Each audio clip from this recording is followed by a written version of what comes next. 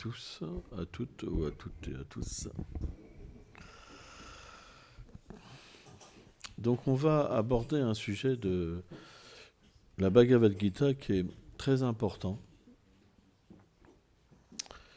et qui va nous faire comprendre comment l'être évolue dans la dévotion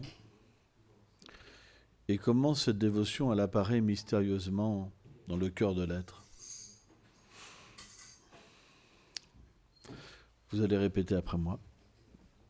Om Namo Bhagavate Vasudevaya. Om Namo Bhagavate Vasudevaya. Om Namo Bhagavate Vasudevaya.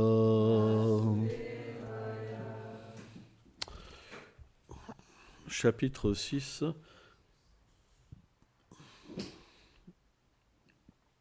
verset 44. Purvam vyachenam tinevam Bliyadjat vasum picham Gagasum api yogasyam Sabbham brahmam tivaltate. En vertu de ces pratiques passées, il est naturellement attiré par la voie qui mène à la libération. Et bien qu'il semble très débuté dans le yoga, il transcende déjà la voie de l'action intéressée décrite dans les Védas. Commentaire. Dans leur vie passée, certains dévots ont atteint un haut niveau de réalisation spirituelle. Mais pour des raisons de miséricorde, le Seigneur décide qu'ils doivent renaître afin de devenir des prédicateurs.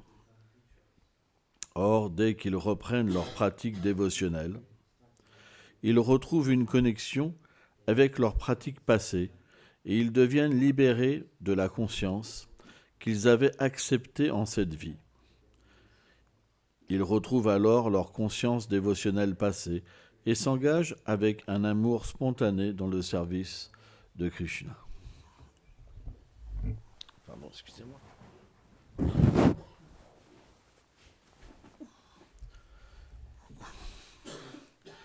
Om Agyanatimilandasya Gyanam Shalam Shalakayam Shakshulumeritam Jena Taisme Shigulave Namah. Namam Vishnu Padaya Krishna Prestaya Bhutare Swayam Rupa Kadamayam Dadati Swam Padamtikam. E Krishna Kaluna Sindhu Dinabandhu Jagatpatem Gopesha Gopekha Kanta Radhakanta Namostutem.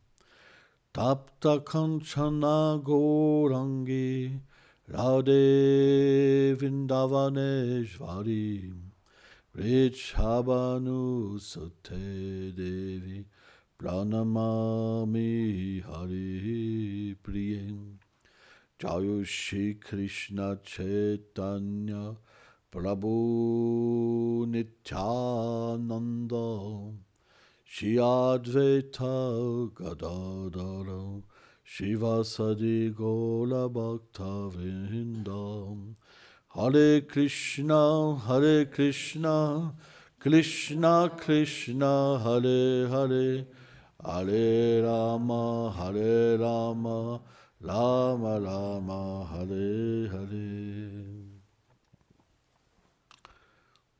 La vie spirituelle commence avec la compréhension qu'on est différent du corps. Le corps est une enveloppe Et selon les activités qu'on effectue dans nos vies passées, on obtient une conscience particulière qui est définie par une influence de la nature matérielle.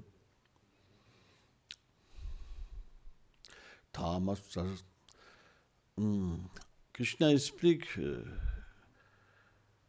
que l'ignorance, la passion et la vertu sont les trois influences qui caractérisent la conscience de l'être vivant. Et donc, il y a naturellement un mélange de ces trois composants qui animent la conscience de l'être. Quand on est trop influencé par l'ignorance et la passion, alors on agit simplement que pour satisfaire le corps. Manger, dormir, se défendre et se reproduire. Mais lorsque la vertu agit en l'être vivant, dû à des actes pieux des vies passées, la foi en la vérité absolue émerge en l'être vivant. Et selon ces activités pieuses qu'une personne a effectuées, dont la plus élevée est naturellement le service offert au Seigneur suprême avec amour et dévotion, lorsqu'une personne devient au seuil de se libérer de la conception corporelle de l'existence et d'accepter son lien éternel avec le Seigneur suprême, qu'on appelle par différents noms, à ce moment-là, il devient conscient de la forme de l'âme, de son nom éternel, de ses attributs et de sa place dans le royaume éternel du Seigneur suprême. C'est ce qu'on appelle une âme libérée. Parfois, le Seigneur, au lieu de réintégrer une telle âme dans son royaume, il la fait renaître. Elle prend naissance d'une maman, d'une famille, il y a un papa, il y a une maison, il y a un environnement, et il s'identifie pendant un certain temps comme un enfant, il va à l'école, etc. Et à un moment donné, ça se réveille. Dès qu'il touche, en fait, de nouveau à la spiritualité, tout revient. Et malgré lui-même, sa condition passée, elle prédomine, et en fait, il oublie ce lien avec tout ce qu'il avait accompli dans cette vie même. Ça veut dire qu'il devient libéré des chaînes du karma, des attachements, des religions, etc. Ça ne veut pas dire qu'il rejette tout le monde, mais ça veut dire qu'il est conscient de sa vie passée. C'est très mystique, en fait. Et à partir de là, naturellement, il s'engage complètement dans le service de dévotion. Et il devient, naturellement, un prédicateur. Ça veut dire qu'il va enseigner aux autres à se libérer, parce que c'est naturel. C'est rare, mais c'est ce qu'on appelle un pur dévot. Ça veut dire qu'il est conscient de sa réalité éternelle. Et à partir de là, sa vie, naturellement, c'est une relation d'amour avec le Seigneur. Et parce qu'il est conscient de sa condition, parce que dans cette relation, il y a un bonheur qui est infini, qui ne peut pas être compris par des mots. On a expliqué un petit peu hier cette forme de relation. Il a une forme de compassion envers ce qu'on appelle les âmes conditionnées. Une âme conditionnée, c'est quelqu'un qui s'identifie à sa situation temporaire. Et dans cette situation temporaire, finalement, ce qu'on va aimer, c'est ce qui va nous faire souffrir. Parce que dans ce monde, comme tout est imparfait, par exemple, vous avez un enfant, il est imparfait, comme vous êtes relié à quelque chose d'imparfait, vous souffrez. Ça ne peut pas être autrement. Ça apporte des souffrances. Par exemple, si un enfant a des accidents, ça vous détruit. Si un enfant fait ceci, ça vous détruit. Ça vous apporte un petit peu de bonheur, mais il y a beaucoup de souffrance dans ces relations-là. Et quelque part, c'est une forme complètement d'oubli de notre réalité éternelle. Ça veut dire qu'on va plonger notre conscience complètement dans ces relations qui vont disparaître avec la mort. Alors que l'âme libérée, il va complètement plonger sa conscience dans l'éternité. C'est ce qui diffère un petit peu. Et naturellement, l'âme libérée, il peut voir la souffrance des êtres, mais l'âme conditionnée, il ne peut pas comprendre sa souffrance. Ce n'est pas possible. Parce qu'il pense que sa souffrance, c'est son bonheur. Le Seigneur Brahma, qui est le créateur, donc il y a un Brahma dans chaque univers, il est en charge donc de la création. Il dit que le propre de l'être humain, c'est de penser que sa souffrance, c'est le bonheur. C'est le principe de la passion. Lorsqu'on est influencé par la passion, alors on ne peut pas comprendre qu'on souffre. Ce n'est pas possible. Par exemple, si vous voyez la condition d'un animal, comme un porc, par exemple, il se roule dans les excréments, il pense qu'il est heureux. En Inde, par exemple, quand les humains, parce qu'il n'y a pas forcément des toilettes partout en Inde, quand ils passent en fait les excréments, les porcs, ils adorent ça. Ils courent après pour manger l'excrément chaud. C'est comme pour eux, je ne sais pas, un gâteau au chocolat. Et en Inde, donc, on a un bâton parce que ça peut être dangereux, quoi. Vous n'avez même pas fini qu'il se rue vers vous, quoi. Donc, l'animal, il ne peut pas comprendre sa situation. Et le porc est complètement heureux à manger des excréments. De la même manière, on peut se retrouver dans des situations complètement catastrophiques, mais on pense tous qu'on est dans la meilleure situation. Même si le Seigneur venait nous chercher, on ne voudrait pas. Et il y a un divertissement incroyable avec Narada Muni. Et en fait, Narada Muni, c'est un grand sage, une âme éternellement libérée, qui peut voyager de planète en planète pour aider les êtres vivants. Et il y a une planète dans l'univers, dans chaque univers, qu'on appelle Swetadweep, c'est l'étoile polaire, où le Seigneur suprême réside, en personne, en tant que Kshirodakashayi Vishnu, le Seigneur Vishnu. Et Narada, il a le pouvoir de pouvoir se rendre près du Seigneur. Et il peut même aller au-delà même du monde de l'univers matériel, aller même sur les planètes Vaikunta. Et donc il a rencontré le Seigneur et il a demandé une bénédiction spéciale de pouvoir libérer qui il voulait. Ça veut dire simplement, je te libère, si tu l'acceptes, tu deviens une âme libérée. Et le Seigneur a souri. Et ça a un peu intrigué Narada.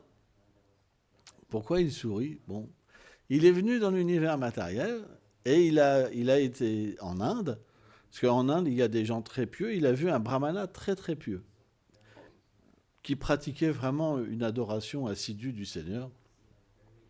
Et bien sûr, les brahmanas, ils sont conscients de qui est Narada Muni.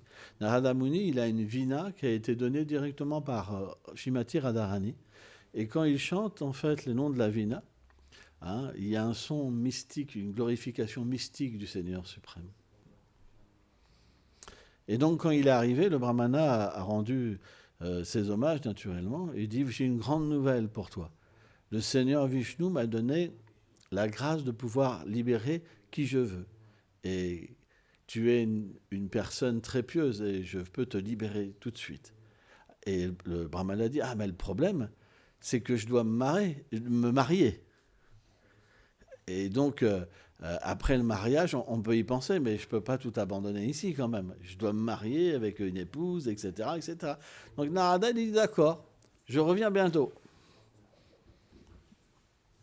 Donc, quelques mois après, le brahmana s'est marié et sa femme attendait un enfant. Donc Narada est revenu, il a frappé à la porte du foyer, il dit « Voilà, je suis revenu pour te libérer. » Le brahmana dit « Le problème, c'est que ma femme attend un enfant.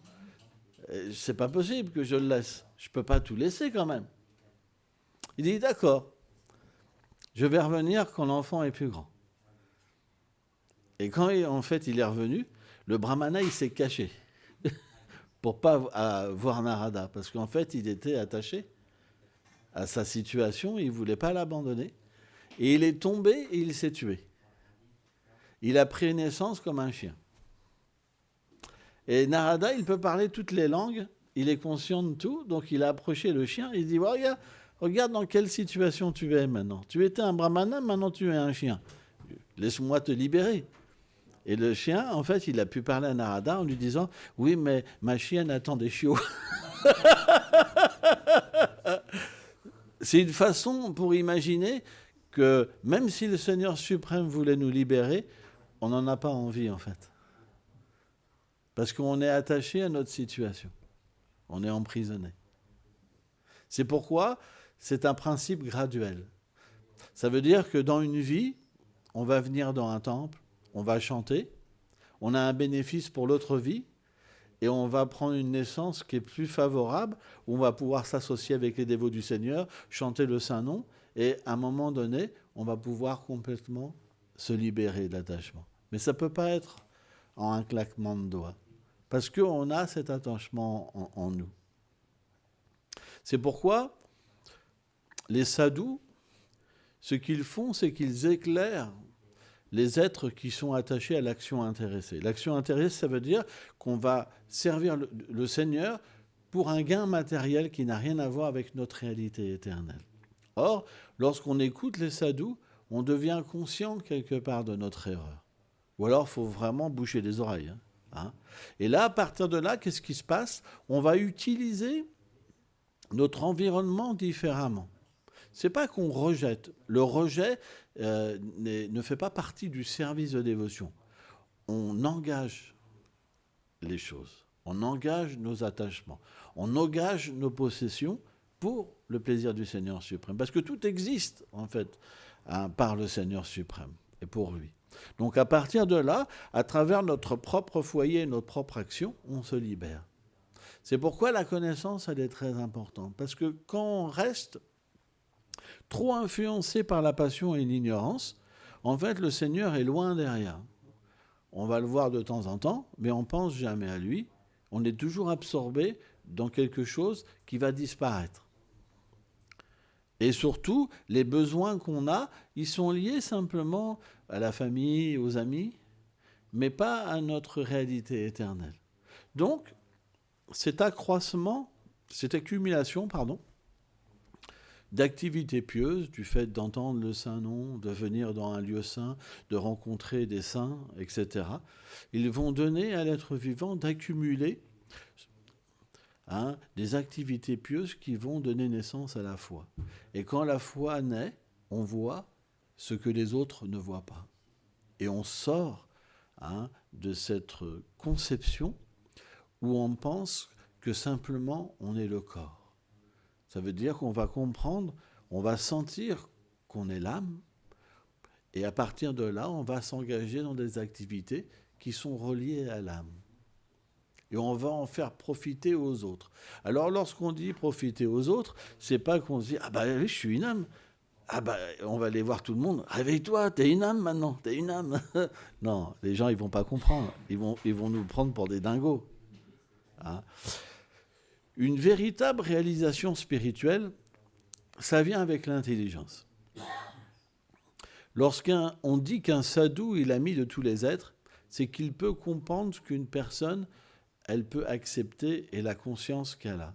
Parce que, comme elle est reliée au Seigneur dans son cœur, il y a une intelligence pour comprendre ce qu'on doit dire et comment on doit agir. Ceux qui agissent, par exemple, dans un lieu public et qui vont vous dire « bande de pécheurs », repentez-vous, c'est très désagréable. La plupart des gens, ils fuient, quoi. J'ai cette fameuse histoire que j'ai répétée souvent, mais qui est vraiment intéressante. Il y avait un prédicateur comme ça dans le train du RER. J'étais vers Sartrouville, quelque chose comme ça. Et donc il y avait beaucoup de monde. Il y avait vraiment beaucoup de monde dans tous les wagons. C'était vraiment, on était comme ça. Il a commencé à prêcher, bande de pécheurs, repentez-vous, pécheurs, pécheurs, pécheurs.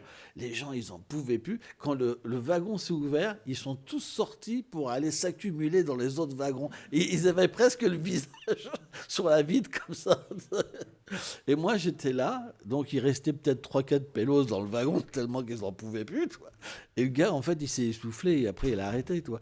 Et j'avais envie de lui dire à quoi ça sert. À quoi ça sert de montrer du doigt alors que toi-même, tu as un problème finalement. Parce que quand on est véritablement connecté au Seigneur, on ne peut pas agir comme ça.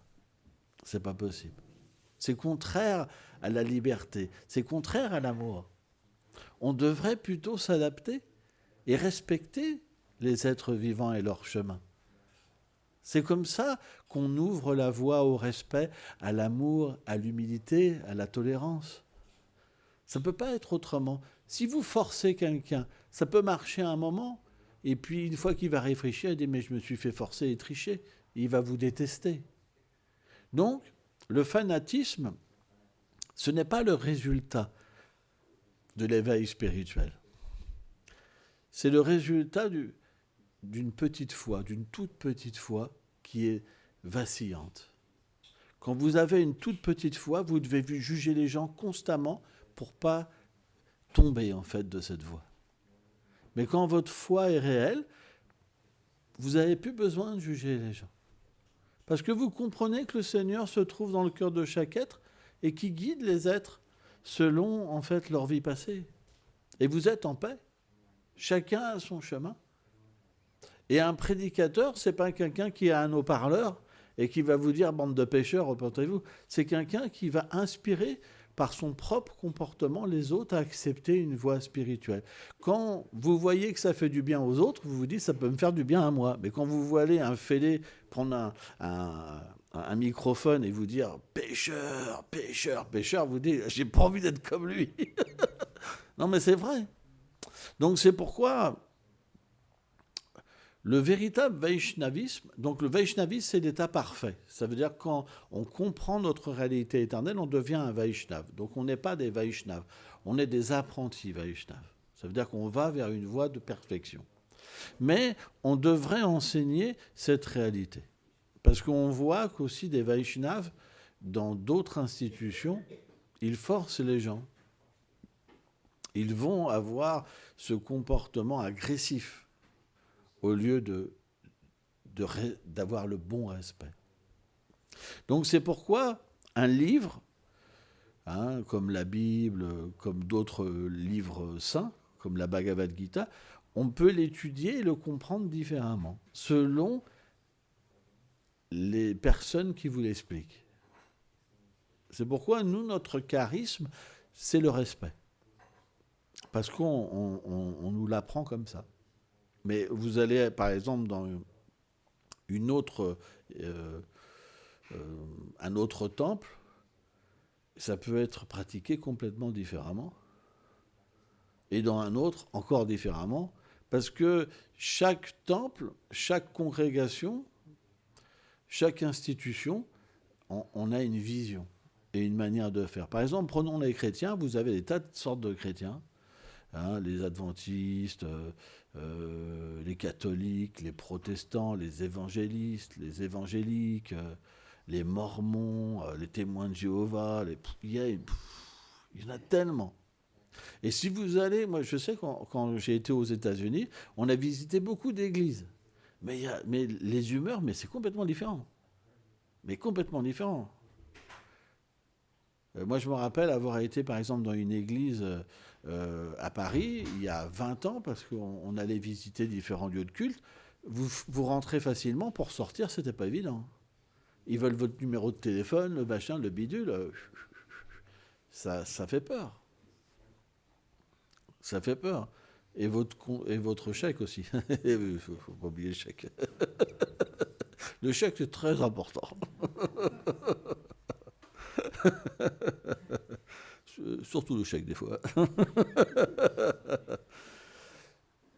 Et donc, toutes ces expériences, si elles nous apportent une forme d'amertume et d'insécurité, on doit aussi évoluer et changer, c'est important.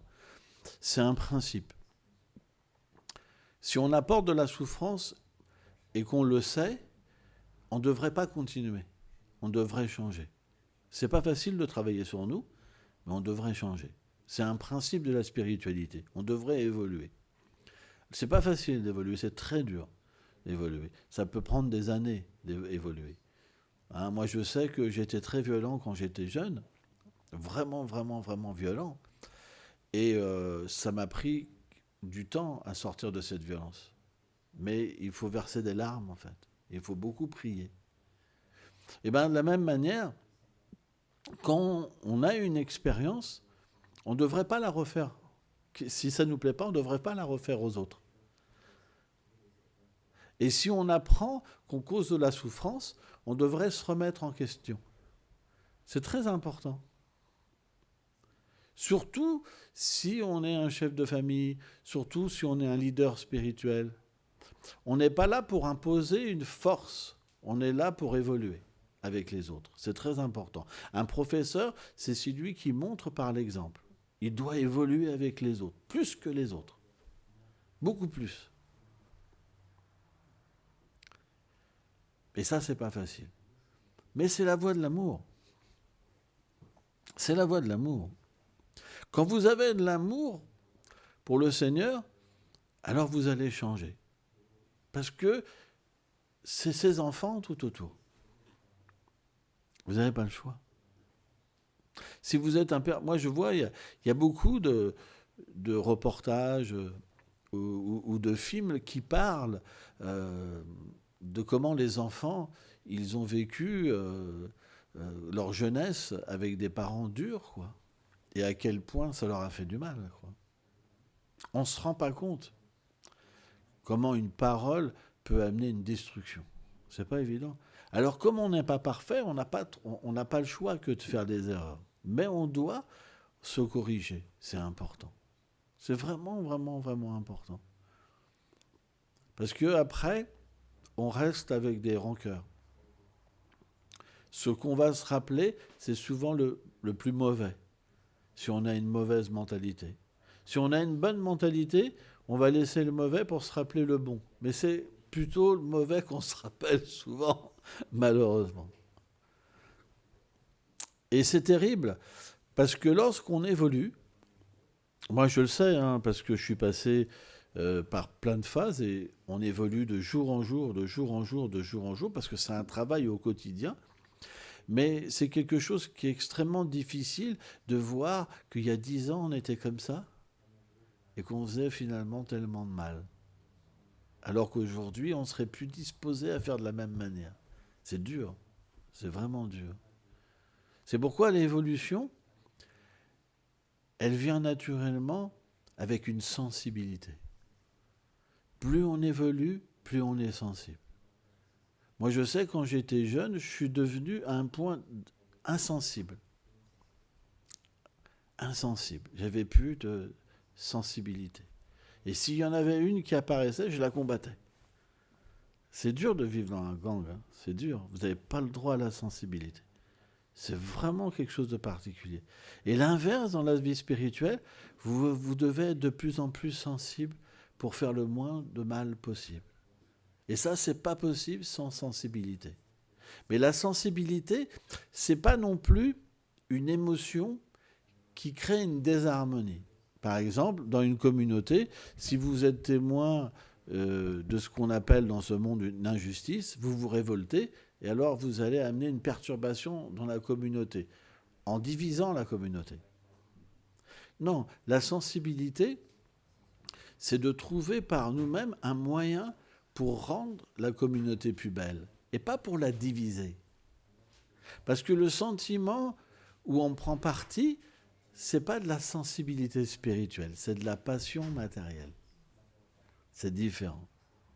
La sensibilité spirituelle, c'est amener quelque chose qui va harmoniser par notre propre action. Et ça, c'est quelque chose qui est important. C'est pourquoi, dans une communauté, on devrait comprendre que personne n'est parfait déjà. On est comme dans un hôpital, on est là pour évoluer. On évolue ensemble. Ce n'est pas simplement que les moines qui évoluent. Mais ceux qui viennent de l'extérieur, ils nous permettent d'évoluer. On devrait fonctionner comme ça, ne jamais voir quelqu'un supérieur, mais se voir comme un étudiant, apprendre des autres. C'est comme ça qu'on met en valeur une personne, c'est comme ça qu'on lui permet d'évoluer. Si vous la regardez de haut, ça ne marche pas. Quoi, si vous la regardez de bas, ça ne marche pas. Mais si vous la regardez avec de la valeur, vous lui offrez le pouvoir d'évoluer. Et surtout, vous évoluez vous-même. Et c'est ça qui est très important. C'est pourquoi cette évolution, elle prend du temps. Elle prend beaucoup de temps. Et surtout, on appelle le disque rayé. Ça veut dire qu'il y a un conditionnement en nous qui revient tout le temps. Ça revient tout le temps. On ne sait pas pourquoi, mais on va se mettre en colère pour telle chose. On ne sait même pas pourquoi. C'est comme un disque rayé. On ne peut même pas réfléchir, ça sort. Ça sort. Donc, l'activité dévotionnelle, lorsqu'on se relie au Seigneur, elle va devenir comme une glace. On va pouvoir voir notre erreur. Et lorsqu'on la voit, on comprend que par nous-mêmes, on ne pourra pas s'en libérer. Parce que c'est notre conditionnement. Comme une poule, on ne peut pas lui enlever de faire ça quand elle marche. Eh bien, on a des réflexes en nous qu'on n'arrive pas à enlever. C'est trop fort. On ne peut pas dépasser. C'est trop fort. Donc, quand on sert le Seigneur, on perçoit cette chose qui n'est pas notre réalité, mais qui nous oppresse. Et là, on va prier. On va servir les autres pour s'en libérer. Et surtout, on va servir ceux qui font sortir cette chose en nous. Par exemple, il y a des gens, quand vous les voyez, ah ah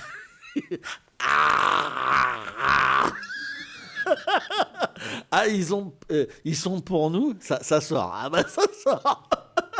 Et ben quand on sert les personnes avec qui on a plus de difficultés, c'est là qu'on progresse et qu'on peut dépasser en fait cette petitesse en nous, ces fautes en nous. C'est ce qu'on appelle ces anarthas, ces choses indésirables.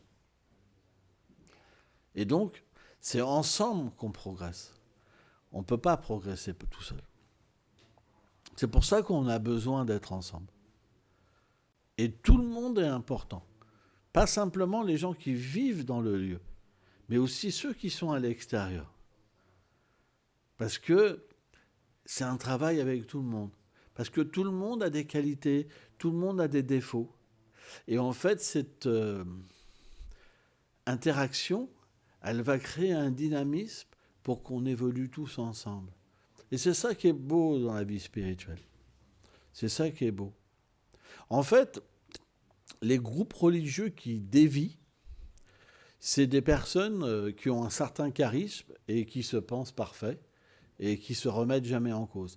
Mais en fait, un vrai leader, quand on parle d'un prédicateur, d'un leader, c'est quelqu'un qui se remet toujours en cause et qui se pense le plus bas et qui pense que les autres sont plus évolués que lui. Sans ça, on ne peut pas progresser. Si celui qui enseigne, il n'a pas cette attitude-là, qu'est-ce que les autres vont récolter ? De l'ego, de la fierté, de vouloir un poste, vouloir être adoré. Mais si le leader, il va de plus en plus vers l'humilité, la tolérance, le respect envers les autres, et qu'il travaille sur lui-même, et qu'il reconnaît ses fautes, à ce moment-là, c'est un dynamisme qui est positif. Parce que nous-mêmes, on va naturellement être emportés, être inspirés à progresser. Et ça, c'est important. C'est pourquoi on ne peut pas faire semblant. On juge la grandeur d'une personne par son humilité. C'est l'humilité. Est-ce qu'une personne, elle est capable de se remettre en question ? Est-ce qu'elle est capable de reconnaître ses erreurs ? Ça peut prendre un temps. Mais si elle arrive à toujours progresser, ça veut dire qu'il y a une connexion réelle avec la vérité absolue. Merci beaucoup.